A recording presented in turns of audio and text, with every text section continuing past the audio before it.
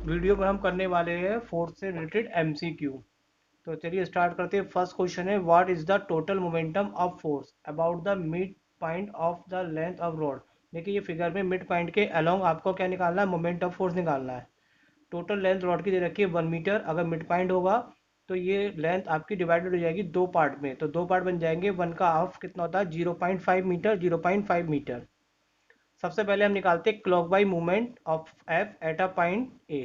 देखिए ए पे जो रोटेशन होगा वो आपका क्लॉकवाइज मोमेंटम है, तो जिसको मैंने एरो से दिखाया है। और मोमेंट का फॉर्मूला क्या होता है, फोर्स इंटू एक्सिस की रोटेशन एक्सिस से जो डिस्टेंस होती है, यानी एफ इंटू ए ओ। तो देखिए फोर्स की वैल्यू यहाँ पे कितनी है आपके पास, ए पॉइंट पर फोर्स लग रहा है आपका 2 न्यूटन। तो यहाँ पे एफ की जगह हम 2 लगा देंगे। और ए पॉइंट की ओ से जो डिस्टेंस है वो कितनी है आपकी, जो डिस्टेंस है ए की ओर से वो कितनी है, 1 मीटर पूरी दे रखी थी, तो आधी कितनी हो जाएगी, 0.5। तो ये आधी डिस्टेंस हो गई आपकी ए ओ 0.5। और फोर्स की वैल्यू हम लगाते हैं 2 न्यूटन। तो ये यहाँ पे 2 की 0.5 से जब मल्टीप्लाई करेंगे तो 2 5 10, तो 1.0, इट मीन्स 1 आंसर आ जाएगा। तो ये आंसर जो मोमेंट आया वो क्लॉकवाइज डायरेक्शन में आया, क्योंकि ए पॉइंट पे क्लॉकवाइज बन रहा था। अब देखिए मोमेंट हम निकालते बी, तो बी पे भी यहाँ पे घड़ी की डायरेक्शन में चलते तो क्लॉकवाइज में रोटेशन हो रहा है यहाँ पे भी। तो यहाँ पे फॉर्मूला वही मोमेंट का लगेगा, फोर्स इंटू डिस्टेंस। फोर्स यहाँ पे 2 न्यूटन, डिस्टेंस सेम है 0.5, तो आंसर भी 1 न्यूटन मीटर का आ गया। देखिए लेकिन फाइनल आंसर पूछ रहा था आपका मिड पॉइंट ओ पे कितना मोमेंटम होगा। तो देखिए दोनों क्लॉकवाइज है, जब दोनों सेम होते हैं तो उनको प्लस करा जाता है। अगर एक एंटी क्लॉकवाइज और एक क्लॉकवाइज होगा तो आंसर माइनस करके निकलेगा। तो ऑप्शन आपका B is correct. Second question है, फिगर में बताना है आपको मास की वैल्यू कितनी है अगर ये मीटर आपका हॉरिजॉन्टल में पोजीशन में रहता है। तो देखिए यहाँ पे आप प्रिंसिपल जानते हैं मोमेंट का, एंटी क्लॉकवाइज मोमेंट और क्लॉकवाइज मोमेंट आपस में इक्वल होते हैं। तो जो ए एम जी जो है वो आपका एंटी क्लॉकवाइज रोटेट कराएगा, और जो 10 जी का वेट है वो आपका क्लॉकवाइज। तो एंटी क्लॉक फॉर्म लगाएंगे, मास इंटू डिस्टेंस, तो एम जी इंटू 60 - 5। और दूसरा 10 के लिए डिस्टेंस कितनी आएगी, 100 - 60। तो इनको कैलकुलेशन करेंगे, 10 से 10 कैंसिल हो गया, तो मास की वैल्यू आ गई आपकी 40 ग्राम। तो ये आपका आंसर हो गया, ऑप्शन सी इज करेक्ट। इस फिगर में आपको ए पे पाइवेटेड दे रखा है। इसका मतलब पाइवेटेड का मतलब होता है ए के अलोंग रोटेट कर रहे हैं, और बी पॉइंट को हम स्प्रिंग बैलेंस से बैलेंस कर रखे हैं। और यहाँ पे 40 मार्क पे वेट भी कितना हैंग करा हुआ है, 40 किलोग्राम फोर्स का। तो दो क्वेश्चन आपसे पूछा जा रहा है, स्प्रिंग बैलेंस की पोजीशन बतानी है। जब हॉरिजॉन्टल में है तो नेग्लिजिबल मास पे, और 20 ग्राम मास हैंग करने पे। तो फर्स्ट क्वेश्चन है हमारा यहाँ पे फर्स्ट पार्ट में, जब नेग्लिजिबल मास है तो देखिए मास जब नेग्लिजिबल होगा तो ये 40 ग्राम वाला इसको क्लॉकवाइज घुमाएगा। ऑरिजेंटल रखने के लिए यहाँ पे एक एंटी क्लॉकवाइज चाहिए होगा, तो जिसको हम फोर्स एफ कह दिया। तो यहाँ पे क्लॉकवाइज ए के अलोंग निकालेंगे, क्योंकि ए पे पाइवेटेड कंसिडर करा गया है। तो क्लॉकवाइज मोमेंट बैलेंस किससे होगा, एंटी क्लॉकवाइज। क्लॉकवाइज किससे बन रहा है आपका, 40 किलोग्राम फोर्स से। डिस्टेंस कितनी होगी इसकी, 40। और एंटी क्लॉकवाइज बनना है, फोर्स आपने एफ मेंशन किया, उसकी डिस्टेंस यहाँ से पाइवेटेड पॉइंट से लेंगे 100। तो कैलकुलेशन करेंगे तो यहाँ पे 40 × 40/100, जीरो से जीरो कट गया, तो 16 किलोग्राम फोर्स। तो देखिए ये फर्स्ट पार्ट आपका मैंने कर दिया, नेग्लिजिबल मास जो है वो आपका आ गया 16 किलोग्राम फोर्स। तो इसको मैं अभी यहाँ पे लिख के रख लेता हूँ, क्योंकि एमसीक्यू भी कंप्लीट करना है हमें। सेकंड पार्ट है हमें मास। अब जब इस पर 20 kg का हैंग कर देते हैं तो केजी को हमने वेट में जब कन्वर्ट करेंगे तो किलोग्राम फोर्स में लिखेंगे। तो 20 का जो वेट लटकाएंगे वो स्केल के मिड में लटकाया जाएगा, यानी कि 50 के मार्क पे। देखिए अब 20 और जो 40 है वो दोनों मिलके बनाएंगे क्लॉकवाइज मूवमेंट, और जो एफ वाला है वो एंटी क्लॉकवाइज। तो क्लॉकवाइज मूवमेंट जो होगा वो एंटी क्लॉकवाइज से बैलेंस होगा। तो पहला क्लॉकवाइज मूवमेंट 40 से बन रहा है, तो 40 की डिस्टेंस 40 ही है। और दूसरा 20 किलोग्राम फोर्स से बन रहा है, उसकी डिस्टेंस कितनी है, 50। और clockwise movement anti clockwise movement बनना है फोर्स से, तो उसकी वैल्यू पूरी पाइवेटेड से लेंगे तो कितनी, 100। सारी डिस्टेंस हमें ए से लेनी है, क्योंकि ए को पाइवेटेड कहा गया है। कैलकुलेशन आप लोगों को आती है, आप कर ही लेंगे। तो एफ की वैल्यू यहाँ पे कैलकुलेट करके आ जाती है 26 किलोग्राम फोर्स। तो यहाँ पे ऑप्शन मैच करते तो पहले ऑप्शन में फर्स्ट पार्ट में हमारा आंसर आया था 16, और दूसरे में 26, जो कि ऑप्शन ए से आपका मैच कर रहा है। तो ऑप्शन ए इज आपका करेक्ट है यहाँ पे। इस डायग्राम में आपको निकालना जो है वो क्या है, आपको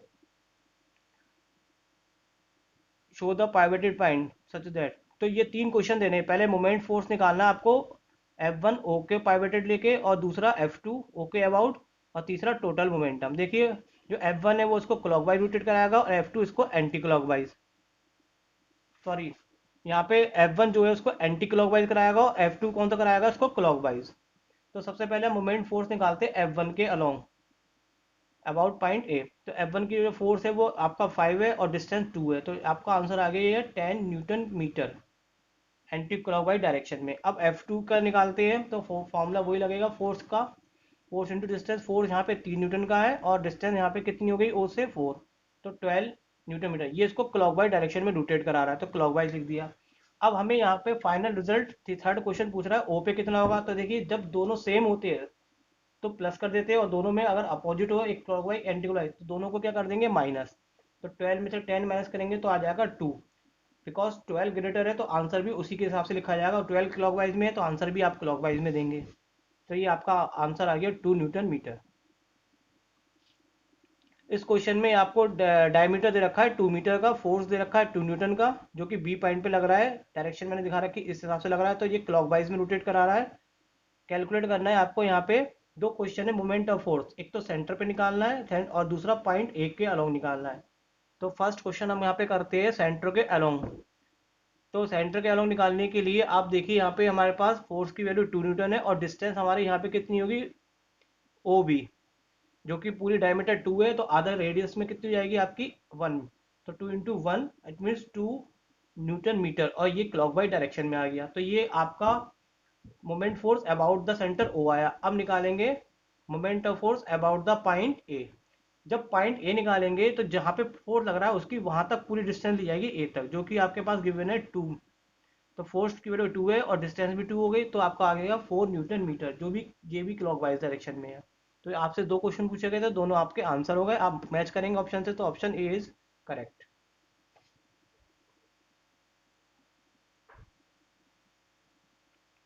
if O is the mid point then find the magnitude resultant force about the pivoted O. ओ क्या लोग निकालना है। देखिए ए पॉइंट पे जो फोर्स लग रहा है वो इसको क्लॉकवाइज डायरेक्शन रोटेट करा रहा है, और बी पॉइंट पे भी इसको क्लॉकवाइज। तो ए पॉइंट पे हम निकालेंगे तो फोर्स की वैल्यू 10 है और डिस्टेंस यहाँ पे कितनी हो गई, आधी करेंगे क्योंकि मिड पॉइंट दे रखा है, तो 2 हो जाएगी। तो 20 न्यूटन मीटर ये क्लॉकवाइज डायरेक्शन में है, रोटेट करा रहा है ए पॉइंट पे। बी पॉइंट पे जो फोर्स लग रहा है वो भी क्लॉकवाइज डायरेक्शन में लग रहा है। इसका भी हमने निकाले थे 10 फोर्स और 2 डिस्टेंस लगा के, तो कितना आ गया 20। बिकॉज दोनों क्लॉकवाइज डायरेक्शन में है तो टोटल रिजल्ट क्या हो जाएगा, ओ पॉइंट पे जो बनेगा वो दोनों का ऐड होके बन जाएगा। तो 20 + 20 ये आपका आ जाएगा 40 न्यूटन मीटर, और आंसर किस में लिखा जाएगा, क्लॉकवाइज डायरेक्शन में। तो 40 न्यूटन मीटर क्लॉकवाइज ये कौन से ऑप्शन से मैच करता है, बी वाले ऑप्शन से। सेवेंथ क्वेश्चन आते हैं यहाँ पे। देखिए दो फोर्स लग रहे हैं मैग्नीट्यूड 10 न्यूटन के, ठीक है, ए और बी पे। तो हमें यहाँ पे अलग अलग मोमेंट फोर्स निकालने हैं। पहले हमें ए के अलग निकालना है, फिर बी, फिर ओ के। तो पहले स्टार्ट करते हैं फर्स्ट पार्ट से, ए के अलग निकालना। देखिए दोनों के बीच की डिस्टेंस फोर्स की ए बी दे रखी है आपको 50। ये सेंटीमीटर में है, पहले इसको हम मीटर में कन्वर्ट करेंगे तो 100 से डिवाइड करेंगे, तो आपका आंसर आ गया 0.5 मीटर। अब फर्स्ट पार्ट करते हैं मोमेंट फोर्स अबाउट द ए।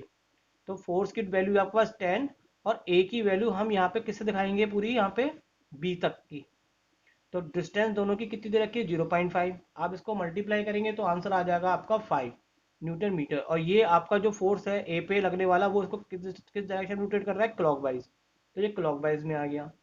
अब हम यहाँ पे फोर्स बी की वैल्यू निकाल, मोमेंट ऑफ फोर्स बी पे निकालते हैं, तो यहाँ पे भी सेम वही रिजल्ट आएगा, फोर्स भी सेम दे रखा है, डिस्टेंस भी वही हो गई, तो ये भी क्लॉकवाइज। अब जब ओ पे निकालेंगे जो कि मिड पॉइंट दे रखा है, तो मिड पॉइंट में डिस्टेंस हाफ हाफ हो जाएगी।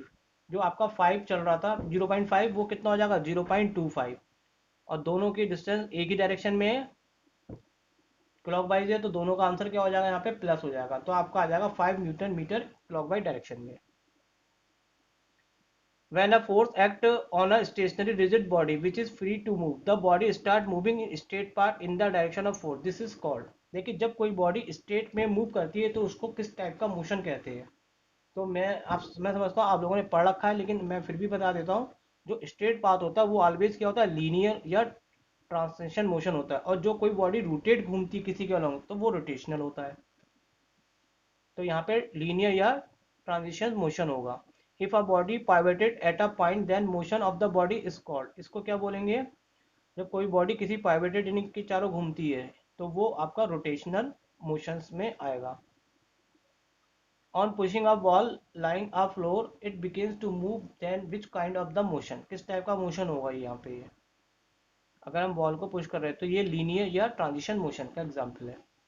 When a force is applied normally on the handle of the door begin rotate about the axis of the fire। तो ये किस टाइप का कहलाएगा आपको, रोटेशनल मोशन। दरवाजे को जब खोलते तो रोटेशनल मोशन में आएगा। Which factor affect the turning of the body, कौन सा फैक्टर डिपेंड करते हैं, दो बातें डिपेंड करती है, एक मैग्नीट्यूड ऑफ फोर्स और एक उसकी जहाँ पे अप्लाई हो रहा है वाइब्रेटेड पॉइंट ऑफ डिस्टेंस वो। डेफिनेशन ऑफ मोमेंट फोर्स की पूछी नहीं जाएगी, लेकिन ये इसलिए लिख दी गई है क्योंकि इसके यहाँ पे कोई भी क्वेश्चन आपका आ सकता है। तो आप पहले तो यहाँ पे डेफिनेशन को क्लियर करिएगा कि डेफिनेशन इसमें से कौन सी है। तो जो करेक्ट डेफिनेशन है वो यहाँ पे ऑप्शन ए है। इसका मतलब होता है जो मोमेंट फोर्स होता है वो प्रोडक्ट होता है किसका, मैग्नीट्यूड ऑफ फोर्स और perpendicular distance from the axis of rotation. तो ये ए ऑप्शन इसका करेक्ट है।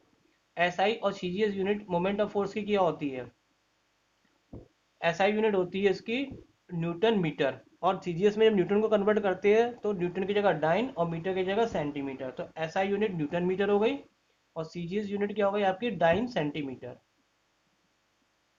If a force is measure in gravitational unit then unit of moment of force in SI system में क्या होगी, किलोग्राम फोर्स इंटू मीटर।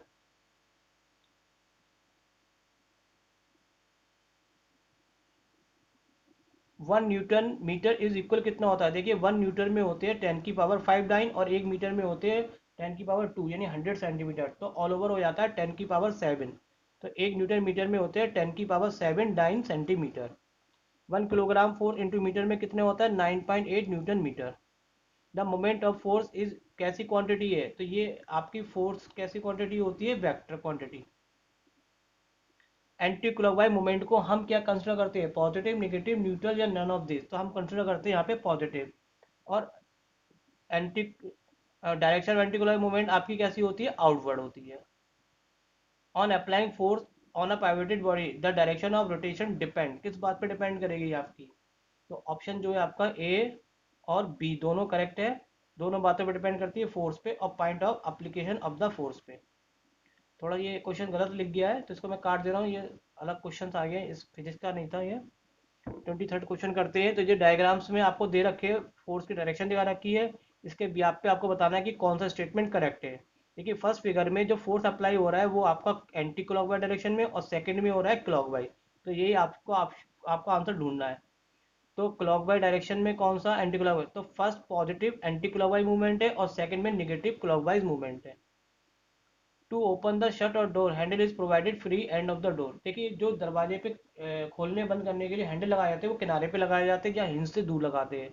क्यों लगाते हैं, बिकॉज आपने मोमेंट ऑफ फोर्स पढ़ रखा है, मोमेंट ऑफ फोर्स का फॉर्मूला होता है फोर्स इंटू डिस्टेंस। और अगर इससे फोर्स निकालेंगे तो फोर्स का फॉर्मूला हो जाएगा मोमेंट ऑफ डिस्टेंस। तो फोर्स जो है वो डिस्टेंस के इन्वर्सली प्रोपोर्शनल। तो हिंज से जितना डिस्टेंस ज़्यादा दूर होगा फोर्स उतना स्मॉलर लगेगा। तो स्मॉलर फोर्स होना चाहिए ताकि कम से कम हमें मेहनत करनी पड़े, उसके लिए डिस्टेंस क्या होनी चाहिए, ज़्यादा होनी चाहिए। तो आपका ऑप्शन ए है। ऐसे ही क्वेश्चन दूसरा है, a stone of handle flour grinder is provided with handle near the rim. Rim से नियर है तो वो सेंटर से डिस्टेंस उसकी ज़्यादा हो गई। तो सेम क्वेश्चन था पिछला वाला, ये भी सेम है। Spanner use in long, spanner में लॉन्ग हैंडल क्या लगाते हैं, स्पैनर को मैं दिखा रखा, नट को खोलने का जो इंस्ट्रूमेंट होता है उसे बोलते हैं। तो डिस्टेंस बढ़ाने से क्या होती है, फोर्स कम लगेगा। Two equal and opposite parallel force not acting along the same line is called. तो जो दो फोर्स किसी बॉडी पे लगाए और एक ही पॉइंट पे एक्टिंग नहीं करेंगे तो वो बॉडी को क्या करेंगे, रोटेट करा देंगे, जिसको हम क्या बोलेंगे, कपल। तो फ्रेंड्स अभी के लिए इतने ही क्वेश्चंस रहते थे, थोड़ा टाइम की शॉर्टेज होने के कारण सफिशेंट ही क्वेश्चन बन पाए। और जो न्यूमेरिकल्स है बहुत अच्छे से क्लियर मैंने करे हैं, मतलब यहाँ पे जो न्यूमेरिकल्स है वो इंपॉर्टेंट भी है। और मैं फ्रेंड्स आप लोगों को कहना चाहता हूँ, अगर किसी को वर्क के न्यूमेरिकल्स करने हैं सेलिना बुक्स की फर्स्ट एक्सरसाइज के जो न्यूमेरिकल्स है मैंने सारे अपलोड कर रखे हैं, आप मेरी प्लेलिस्ट चैनल की प्लेलिस्ट में फिजिक्स के में जाके उसको देख सकते हैं। चलिए thank you very much all of student.